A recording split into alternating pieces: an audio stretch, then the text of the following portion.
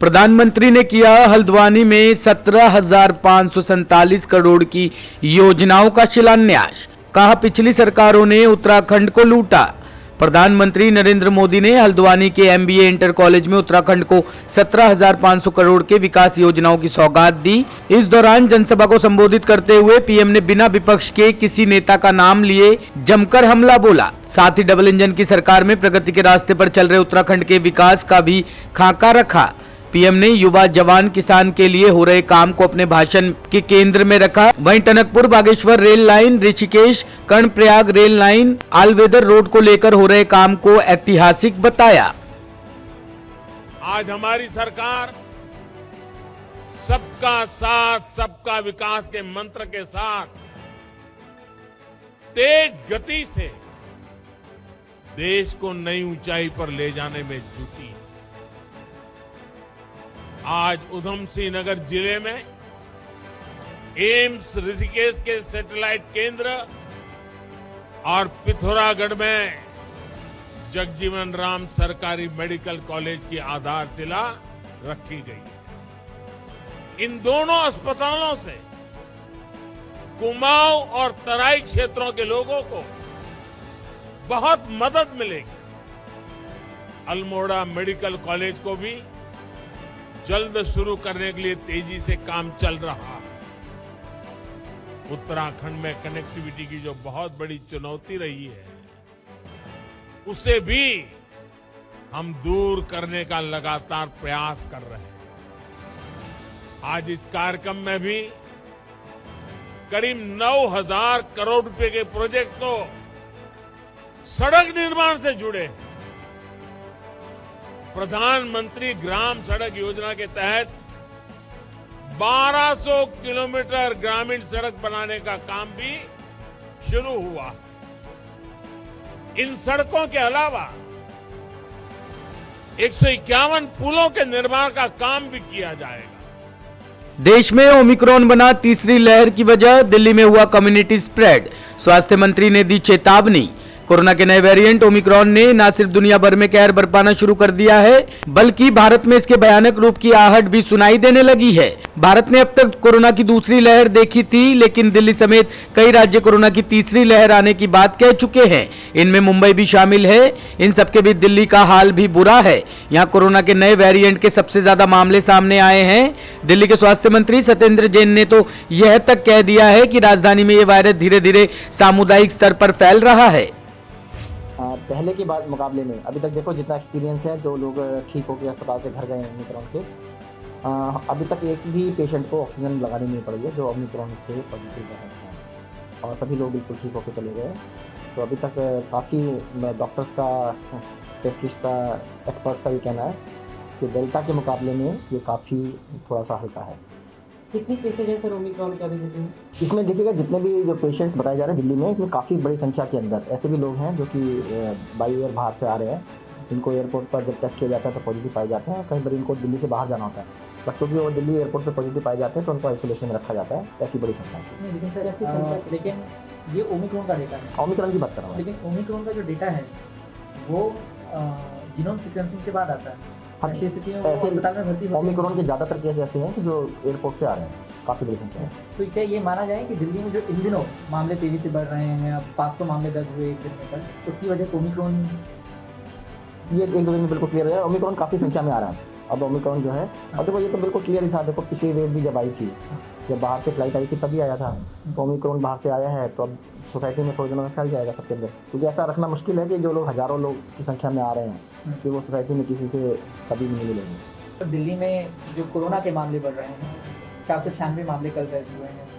Positivity rate 1% के नज़दीक धीरे धीरे पहुँच रहा है और येलो अलर्ट भी जारी हुआ है। क्या ग्रैब को लेकर सरकार पुनर्विचार करने के लिए सोच रही है या फिर ग्रैब ही सही है, उससे ही कंटेन? देखिए अभी तो जो स्टेज 1 है, येलो जो स्टेज थी उसको कल लागू कर दिया गया है। बाकी जो भी डिस्कशन होगा वो डीडीएमए की मीटिंग में। तो डीडीएमए की बैठक में क्या ग्रैब पे चर्चा हो सकती है? अभी मीटिंग होगी, चर्चा होगी, उसके बाद ही पता लगेगा। फिर आपने कहा करीब 130 के करीब पॉजिटिविटी पहुंच रही है, तो क्या अगले अलर्ट को तैयार है दिल्ली सरकार? क्योंकि लगातार 2 दिन अगर 1% रहा तो वो अलर्ट आपको देखिएगा 2 दिन 0.5 से ऊपर रहा था, 2 दिन 0.5 से ऊपर रहा तो फर्स्ट स्टेज पे कर दिया गया। अभी हो सकता है नीचे आ जाए, जरूरी नहीं है कि 1 से ऊपर ही रहे। कि सरकार ने ये फैसला लिया था कि दिल्ली में जो कोरोना के मरीज आ रहे हैं उनके सैंपल भेजे जाएंगे जीनोम सीक्वेंसिंग के लिए।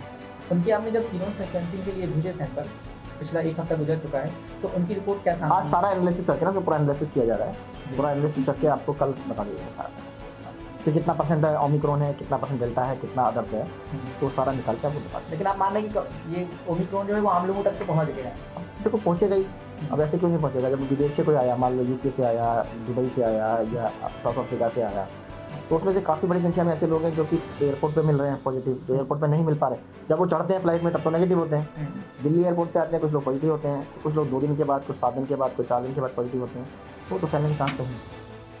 यूपी में तय समय में होंगे विधानसभा चुनाव, दिव्यांग और बुजुर्ग कर सकेंगे घर बैठे वोटिंग। उत्तर प्रदेश विधानसभा चुनाव की तैयारियों की समीक्षा के लिए राजधानी लखनऊ आए मुख्य निर्वाचन आयुक्त सुशील चंद्रा ने बताया कि यूपी में सही समय पर चुनाव होंगे। सभी राजनीतिक दल कोविड प्रोटोकॉल का पालन करते हुए समय पर चुनाव संपन्न कराना चाहते हैं। सुशील चंद्रा ने कहा कि 5 जनवरी को फाइनल वोटर लिस्ट आ जाएगी। मतदाता सूची के फाइनल प्रकाशन को लेकर यदि कोई शिकायत 5 जनवरी के बाद आती है तो उसका भी तुरंत निस्तारण किया जाएगा।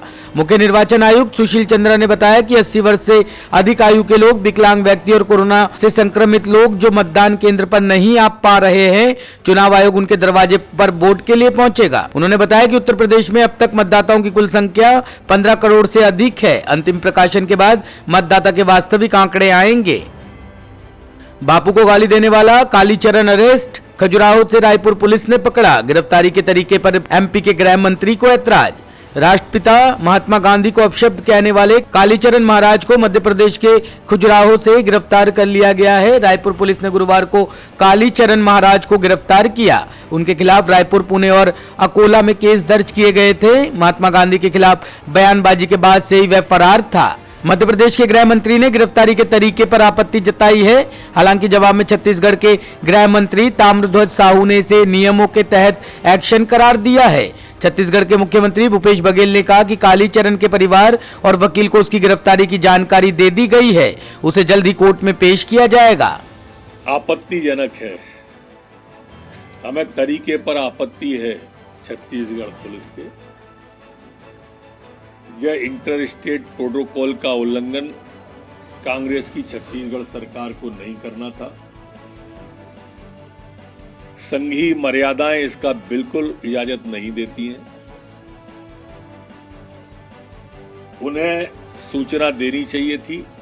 छत्तीसगढ़ सरकार चाहती तो उनको नोटिस देकर भी बुला सकती थी।